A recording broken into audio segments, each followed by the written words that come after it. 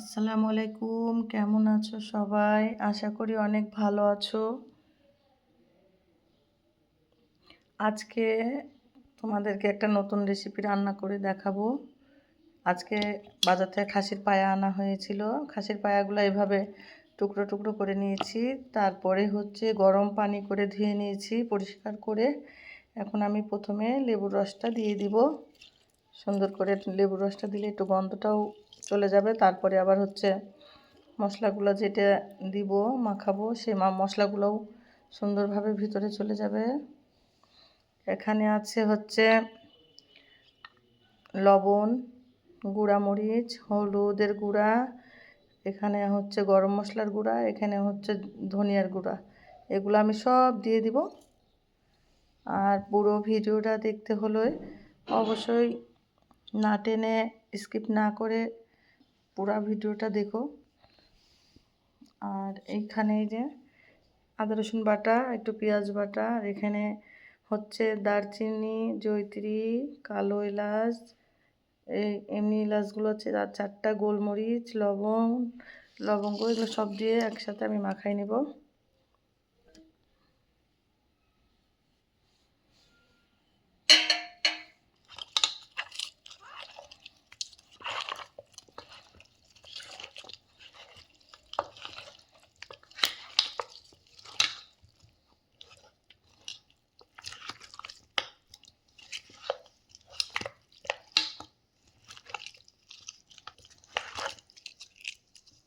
এইভাবে মেখে নিলে জিনিসটা অনেকই ভালো হয় বা ভিতরে মশলাগুলো যাবে।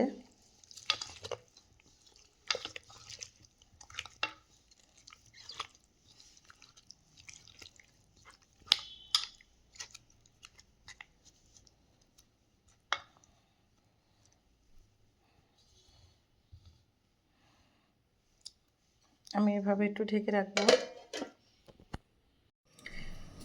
এই তো এবার আমি তেল দিয়ে দিব।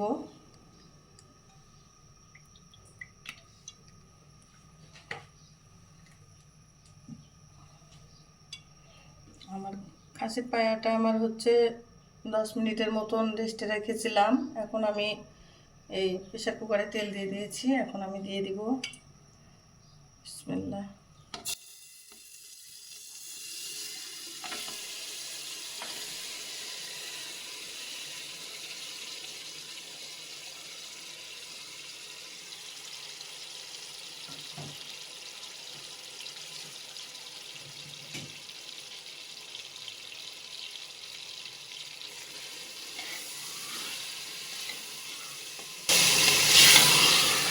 কষাই নিব। এখন আমি প্রেসার কুকারে কষিয়ে নিব সুন্দর করে।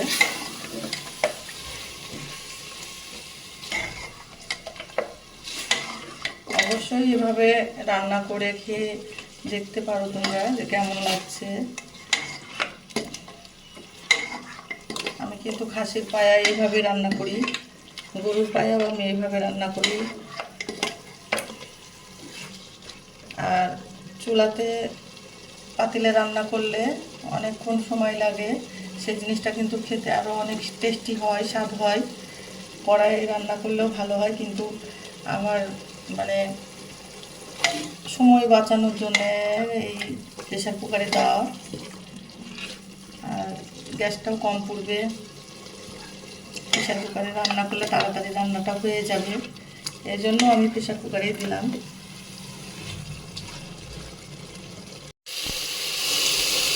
এইভাবে আমি কষাই নিব, অনেকক্ষণ থেকে কষাই নিব ভালো করে।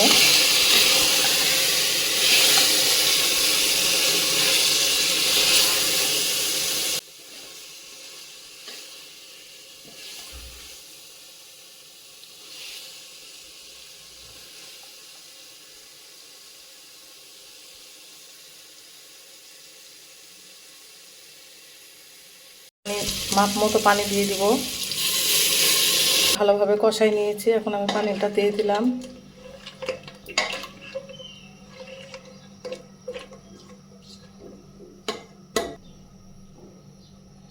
প্রেসার কুকারের ঢাকনাটা এবার আমি লাগাই দিব।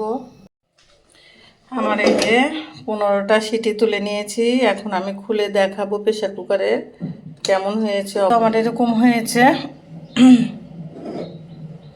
রান্নাটা এইভাবে হয়েছে,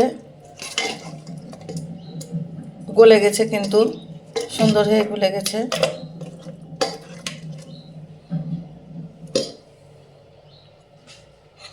এইদিকে আমি কড়াইটা চাপাই দিয়েছি, গ্যাসটা আমি অন করে নিলাম। এখন আমি এটাতে তেল দিয়ে দিব।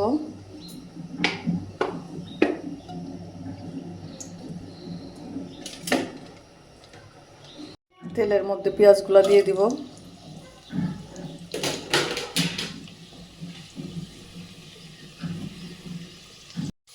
পেঁয়াজটা আমার লাল লাল হয়ে গেছে, আর লাল লাল করেই ভাজতে হবে, অনেকই লাল লাল করতে হবে। পেঁয়াজটা আমার ভাজা হয়ে গেছে। আমার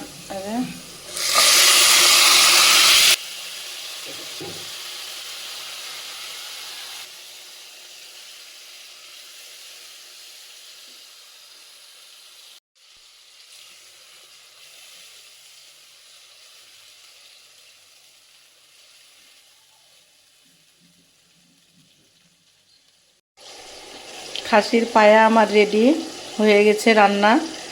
এবার আমি জিরা ধনার গুঁড়া আমি গুঁড়া করে রেখেছি, এই তো আমি দিয়ে দিব, উপর দিয়ে ছিটাই দিব। এই জিরা ধনার গুঁড়াটা যদি দেওয়া যায় তো অন্যরকম একটা ফ্লেভার পাওয়া যায়, খেতেও কিন্তু অনেক সুস্বাদু হবে। আর দেখতেই তো পাচ্ছ কত সুন্দর লোভনীয় একটা খাসির পায়া রান্না করেছি, নেহেরি।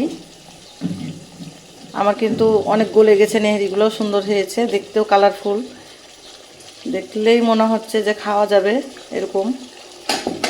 অবশ্যই অবশ্যই আমার রান্নাটা ভালো লাগলে তোমার লাইক কমেন্ট করবা। আর আমার মতো এইভাবে যদি রান্না করো অবশ্যই তোমাদের কাছে ভালো লাগবে খেতে। খাসির পায়াটা আমার এই যে এইভাবে রান্না হয়ে গেছে, কেমন লাগছে অবশ্যই অবশ্যই বলো তোমরা। আমি উপরে এই যে ডেকোরেশন করে নিয়েছি ভালোভাবে, কাঁচামরিচ 3টা দিয়েছি, উপর দিয়ে একটু ধনিয়ার পাতা দিয়েছি, ধনিয়ার পাতা দিয়ে অনেকটাই সুন্দর লাগছে। দেখো অনেক লোভনীয় লাগছে, খেতেও অনেক সুস্বাদু হবে। হ্যাঁ, এইভাবে রান্না করতে পারো তোমরা। আর আমার রান্নাটা কেমন হয়েছে অবশ্যই জানাতে পারো। আমার ভিডিওটা কিন্তু এখানেই শেষ করলাম আজকে। আল্লাহ হাফেজ।